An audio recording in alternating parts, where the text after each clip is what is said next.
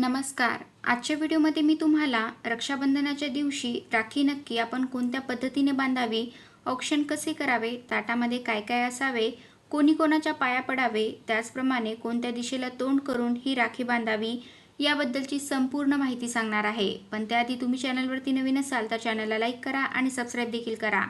कमेंटमध्ये श्री स्वामी समर्थ किंवा हर हर महादेव किंवा ओम महालक्ष्मी नमः लिहायला विसरू नका. वर्षातून एकदा येणारा दिवस म्हणजे रक्षाबंधनचा दिवस. रक्षाबंधन म्हणजेच नारळी पौर्णिमा.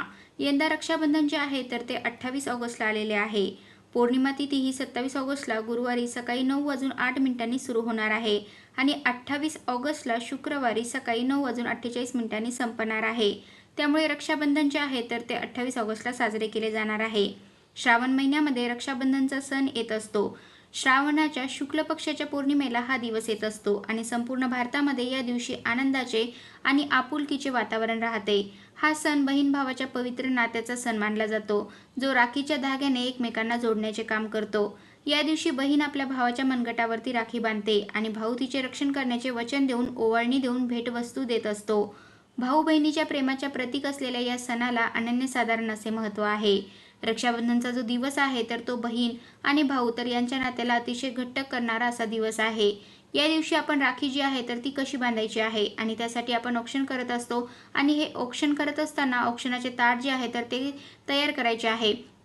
तर या ताटामध्ये कोणकोणत्या वस्तू असाव्यात तर यामध्ये हळदी कुंकू, अक्षता, सुपारी किंवा नाणे किंवा सोने, सोन्याची कोणतीही वस्तू, अंगठी किंवा आपण सोन्याचं कानातलं घेऊ शकतो. त्यानंतर राखी, मिठाई, निरंजन जे आहे तर ते तेलवात घातलेले असावे. तुपाचे निरंजन अजिबात घ्यायचे नाही, कारण तुपाचे निरंजन हे फक्त देवापुढे लावले जाते किंवा देवाला ओवाळताना तुपाचा वापर केला जातो. कोणत्याही व्यक्तीला ओवाळताना आपण तेलाचा वापर करतो. त्यामुळे आपल्याला जे निरंजन घ्यायचं आहे यामध्ये तेलाचाच वापर करायचा आहे. आणि आपल्याला एक श्रीफळ म्हणजेच एक नारळ जो आहे तर तो सुद्धा घ्यायचा आहे आणि या नारळाला आपल्याला रक्षासूत्राचा धागा जो आहे तर त्याचे 5 वेढे गुंडाळून घ्यायचे आहेत. तर हे सर्व साहित्य आपल्याला ताटामध्ये ठेवायचं आहे. काही भागांमध्ये ताटामध्ये कलश सुद्धा ठेवला जातो. तर आपल्या पद्धतीनुसार आपल्याला हे औक्षणाचे ताट जे आहे तर ते तयार करायचे आहे. ताटामध्ये जे हळदी कुंकू असते तर कुंकू हे आदिशक्ती ऊर्जेचे प्रतीक मानलेले आहे. कुंकवामध्ये एक सकारात्मक ऊर्जा असते. प्रत्येक धार्मिक विधीमध्ये कुंकवाला महत्त्व आहे आणि कोणतीही पूजा आपण करतो त्यावेळेला अगोदर कुंकवाचा टिळक करत असतो आणि आपण जेव्हा आपल्या भावाला सुद्धा कुंकवाचा टिळा लावतो तर तेव्हा भावाच्या आयुष्यामध्ये सुख समृद्धी येते. त्यामुळे कुंकू हे ताटामध्ये असायलाच हवे आणि कुंकवासोबत आरोग्यदायी अशी असलेली हळद जी नकारात्मकता नष्ट करण्याचे काम करते. तर हळद सुद्धा आपल्याला ताटामध्ये ठेवायची आहे. यानंतर अक्षदा ज्या आहेत तर त्या अखंड असाव्यात. तुटलेल्या किंवा कीड लागलेल्या तर अशा अक्षदा म्हणजे तांदूळ आपल्याला घ्यायचे नाहीत. कोणत्याही शुभ कार्यामध्ये अक्षतांना सुद्धा तितकेच महत्त्व आहे.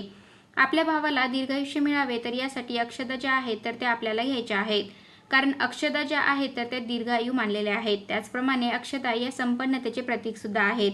त्याचप्रमाणे आपल्याला सोने घ्यायचे आहे किंवा सुपारी घ्यायची आहे. आपल्या भावाचे आयुष्य हे सुपारीप्रमाणे टणक व्हावे, त्याचप्रमाणे अविनाशी बनावे आणि सोन्याप्रमाणे ते चमकावे. ज्याप्रमाणे सोने हे सतत चमकत राहते तर त्याप्रमाणेच आपल्याला आपल्या भावाचे जीवन उजळून निघावे. तर यासाठी आपल्याला सोने जे आहे तर ते सुद्धा औक्षणाच्या ताटामध्ये घ्यायचे आहे. यानंतर आपल्याला दिवा जो आहे तर तो सुद्धा घ्यायचा आहे, कारण दिवा जेव्हा आपण प्रज्वलित करतो तर त्या दिव्यामध्ये सुद्धा एक अलौकिक शक्ती असते. तसेच दिव्यामध्ये अग्निदेवतेचा वास असतो आणि आपल्या भावाच्या जीवनातील सर्व कष्ट, संकटे दूर करण्याचे काम दिवा करत असतो. म्हणून दिवा सुद्धा ताटामध्ये घ्यायचा आहे. यानंतर नारळ हा विष्णूंचे प्रतीक म्हणून घ्यायचे आहे आणि मिठाई सुद्धा ताटामध्ये घ्यायची आहे. त्याचप्रमाणे राखी सुद्धा घ्यायची आहे. मिठाईशिवाय रक्षाबंधन जे आहे तर ते अपूर्ण आहे. मिठाईमुळेच बहीण भावाच्या नात्यामध्ये गोडवा राहतो. त्यामुळे मिठाई सुद्धा ताटामध्ये आपल्याला घ्यायची आहे. आता आपण औक्षण जे आहे तर ते वाढदिवसाला करत असतो, भाऊबीजेला करत असतो. त्याचप्रमाणे एखाद्याने जर एखादी अचिव्हमेंट केलेली असेल, यश मिळवलेले असेल तर या वेळेला सुद्धा आपण औक्षण करत असतो. त्याचप्रमाणे रक्षाबंधनच्या दिवशी सुद्धा औक्षण जे आहे तर ते केले जाते.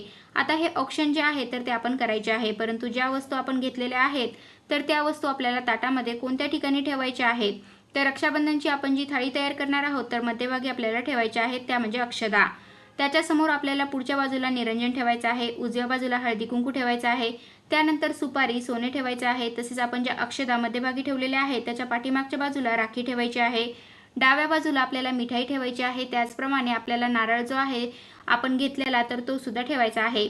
आता काही भागांमध्ये नारळ घेतात, काही भागांमध्ये घेत सुद्धा नाहीत. आता राखी आपण जेव्हा बांधणार आहोत तर त्याच्या अगोदर आपल्याला काय करायचं आहे, राखी जी आहे तर तिच्यावरती आपल्याला 4 थेंब पाणी शिंपडायचं आहे आणि थोड्या वेळ आपल्या देवघरामध्ये ती राखी ठेवायची आहे.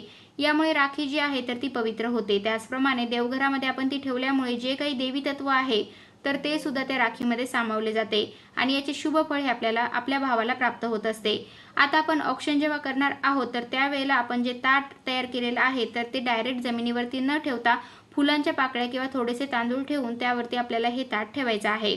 राखी जेव्हा आपण बांधणार आहोत त्यावेळेला भावाचं तोंड पूर्वेकडे आणि बहिणीचे तोंड पश्चिमेकडे असावे. चुकूनही दक्षिण दिशेला तोंड करून आपल्याला राखी जी आहे तर ती अजिबात बांधायची नाही. बहिणीचे किंवा भावाचे तोंड हे चुकूनही दक्षिणेला होता कामा नये. आता ही राखी जी आहे तर ती काही भागांमध्ये काय करतात, सोफ्यावरती किंवा खुर्चीवरती भावाला बसवतात आणि राखी बांधतात, परंतु ही पद्धत योग्य नाही. आपल्याला पाटावरतीच भावाला बसवायचं आहे. एक पाट मांडायचा आहे, त्याभोवती छान अशी रांगोळी काढायची आहे आणि यानंतर या पाटावरती आपल्याला भावाला बसायला सांगायचं आहे. औक्षणाचं ताट जे आहे तर ते आपल्याला फुलांच्या पाकळ्यावरती किंवा थोडेसे तांदूळ ठेवून त्यावरती ठेवायचं आहे. यानंतर भावाच्या डोक्यावरती टोपी असावी किंवा टोपी नसेल तर रुमाल तरी बांधायचा आहे. त्यानंतर सर्वप्रथम बहिणीने भावाला कुंकवाचा टिळा लावायचा आहे. कुंकू जे आहे तर ते ओले करून घ्यायचं आहे आणि आपल्याला टिळा लावायचा आहे. आपल्याला नाम जो आहे तर तो ओढायचा आहे, खालून वर तर असा हा नाम ओढायचा आहे, म्हणजेच कुंकवाचा टिळा आपल्याला करायचा आहे. यानंतर आपल्या उजवा हात जो असणार आहे तर त्याच्या मधल्या बोटाने आपल्याला हा कुंकवाचा टिळा लावायचा आहे. त्यावरती थोड्याशा अक्षता सुद्धा आपल्याला चिटकवायच्या आहेत आणि डोक्यावरती सुद्धा आपल्याला अक्षता टाकायच्या आहेत. यानंतर सुपारी व सोने आपल्याला एकत्र घ्यायचं आहे किंवा आपण सेपरेट सेपरेट घेतलं तरी सुद्धा चालेल आणि या सोन्याने आणि सुपारीने सुद्धा भावाला ओवाळायचं आहे. आता हे कसं ओवाळायचं तर आपल्याला ताटातून सुपारी घ्यायची आहे, भावाच्या कपाळावरती मध्यभागी म्हणजे भुवयाच्या मध्यभागी लावायची आहे. त्यानंतर त्याच्या उजव्या खांद्याला लावून उजवीकडून डावीकडे तर असं ओवाळायचं, म्हणजे घड्याळाचा काटा ज्या दिशेमध्ये फिरतो तर त्या दिशेमध्ये प्रथम ओवाळायचं. त्यानंतर पुन्हा ही सुपारी ताटाला लावायची, पुन्हा डावीकडून उजवीकडे ओवाळायचं आणि परत उजवीकडून डावीकडे ओवाळायचं. तर असं आपल्याला 3 वेळेला ओवाळायचं आहे. यानंतर आपल्याला सोन्याने सुद्धा अशाच प्रकारे ओवाळायचं आहे किंवा आपण सोन्याने आणि सुपारीने एकत्र घेऊन असे ओवाळले तरी सुद्धा चालेल. त्यानंतर दिव्याने 3 वेळेला ओवाळायचं आहे. आता जेव्हा आपण दिव्याने ओवाळतो तर त्यावेळेला दिव्याचा जो प्रकाश आहे तर तो भावाच्या चेहऱ्यावरती पडला पाहिजे.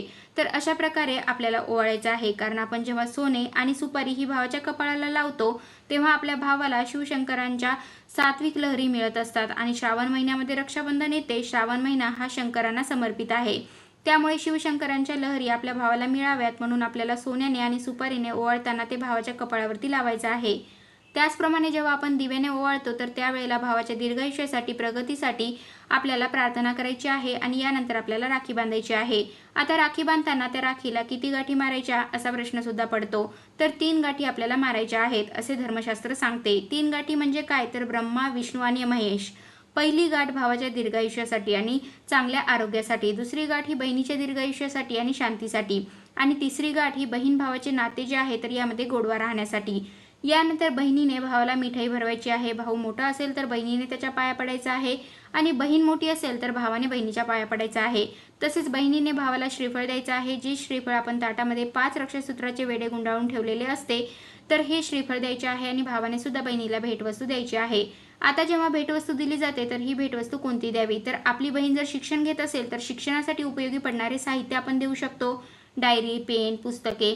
त्याचप्रमाणे ज्योतिषशास्त्रानुसार बुध ग्रह जो आहे तर तो बहिणीसाठी अत्यंत शुभ मानलेला आहे, त्यामुळे बुध ग्रहाचा संबंध शिक्षणाशी रिलेटेड असतो आणि म्हणून आपल्याला काय करायचं आहे तर शैक्षणिक वस्तू द्यायच्या आहेत. त्याचप्रमाणे आपण मोबाईल, लॅपटॉप यासारख्या वस्तू देऊ शकतो किंवा आपल्याला बहिणीला आवडीचे कपडे देऊ शकतो, साडी, ड्रेस. त्याचप्रमाणे आपली जी बहीण आहे तर तिच्यामध्ये माता लक्ष्मीचा वास असतो, त्यामुळे त्या जर खुश झाल्या तर माता लक्ष्मी सुद्धा प्रसन्न होते. परंतु काही वस्तू या मात्र आपल्याला चुकूनही द्यायच्या नाहीत, जसं की आरसा द्यायचा नाही, फोटो फ्रेम द्यायची नाही, रुमाल द्यायचा नाही किंवा मिक्सर, ग्राइंडर, चाकूचा सेट, धारदार ज्या वस्तू आहेत किंवा काळ्या रंगाच्या वस्तू तर ह्या वस्तू देणे अशुभ मानलेले आहे.